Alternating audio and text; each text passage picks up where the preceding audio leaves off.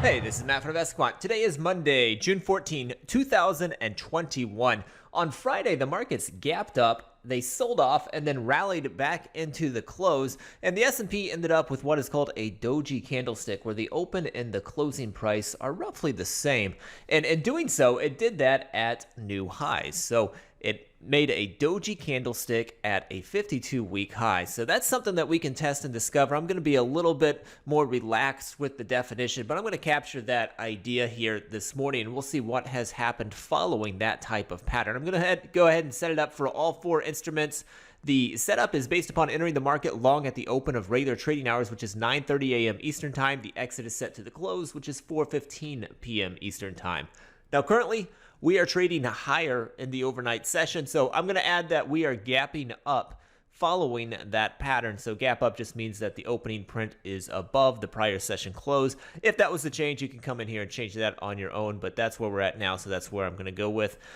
Next, I'm going to go into the price patterns library, and I'm going to add that yesterday was a doji, and I can add that from the candlesticks right here. I can hit equals day after doji, and then from the new high section, I can say that yesterday was a 52-week high, but I'd rather just say that it was a 10-day high close, because that's going to give us more samples for this pattern. So I went ahead and added 10-day high close, and then lastly, I'm going to go into the indicators library. I'm going to put us above a 200-day simple moving average. Since it was a 10-day high, I don't need to add a short term either.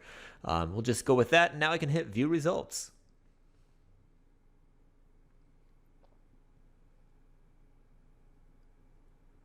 And here we go. These are the results based upon entering the market long at 9:30 a.m. Eastern Time, exiting at the close, which is 4:15 p.m. Eastern Time, when you gap up following a doji that closed at a 10-day high. This is taking place above a 200-day simple moving average.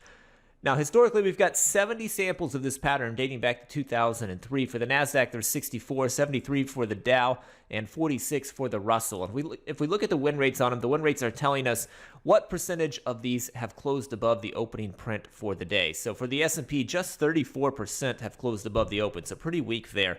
The NASDAQ's coming in at 47%, the Dow 45%, and the Russell 41%.